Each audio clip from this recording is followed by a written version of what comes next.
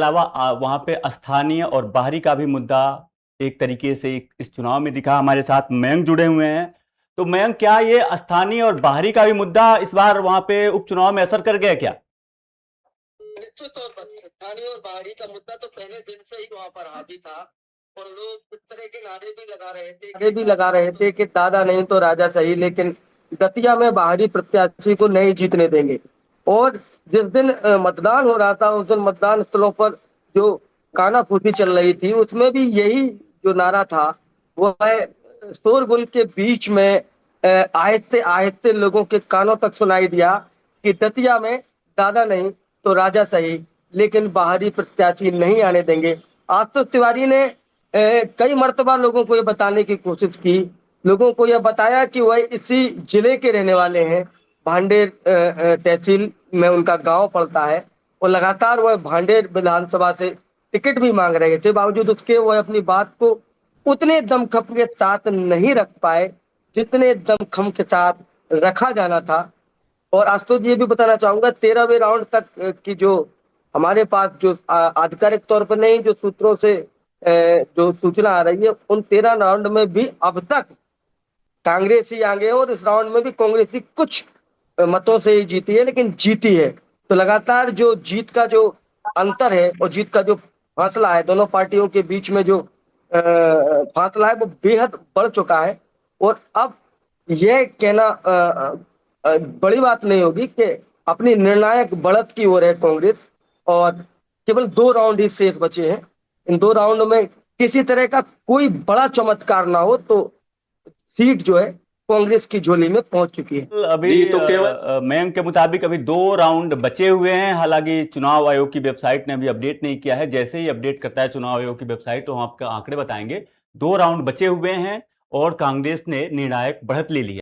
मयंक, ये बताइए हमें कि जो वहां पे आपने जब चुनाव कवर किया आपने, तो जो लोग थे उसमें सबसे ज्यादा चर्चा किसकी थी? क्योंकि चुनाव भले ही नरोत्तम मिश्रा नहीं लड़े हों, लेकिन नरोत्तम मिश्रा के नाम पे चाहे पक्ष हो या विपक्ष हो, जब भी चाहे सीएम मोहन यादव की रैली हो, बीजेपी के प्रदेश अध्यक्ष खंडेलवाल की रैली हो, चाहे आशुतोष तिवारी की रैली हो, नरोत्तम मिश्रा को हमेशा आगे किया गया। कांग्रेस भी लगातार नरोत्तम मिश्रा को लेकर के बीजेपी पर सवाल उठाती रही। बीजेपी लगातार नरोत्तम मिश्रा के नाम पर वोट मांगती रही। तो क्या आपको नहीं लगता कि चुनाव भले बीजेपी और कांग्रेस के बीच हुई हो, कांग्रेस भले ही निर्णायक बढ़त बना ली हो, लेकिन चर्चा जो थी वो नरोत्तम मिश्रा की थी? निश्चित तौर पर आला कमान ने एक संदेश देने की कोशिश की थी कि पार्टी से बढ़ के कोई भी नेता नहीं, और उसी संदेश के तहत नरोत्तम मिश्रा का टिकट काटा गया।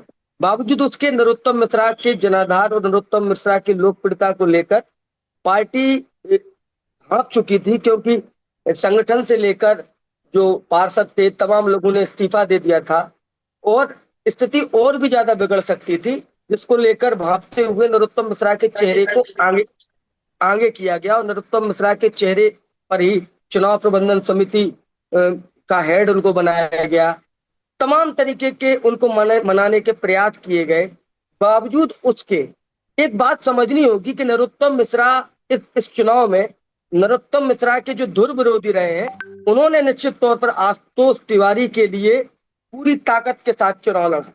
जो आखिरी सभा थी, उस सभा का मैं जिक्र करना चाहूंगा। राजू दांगी जो दांगी समाज के बड़े नेता माने जाते हैं दतिया के, जब वह मुगदर घुमा रहे थे, उस शॉट को आप देखिएगा, नरोत्तम पीछे की ओर जा रहे थे।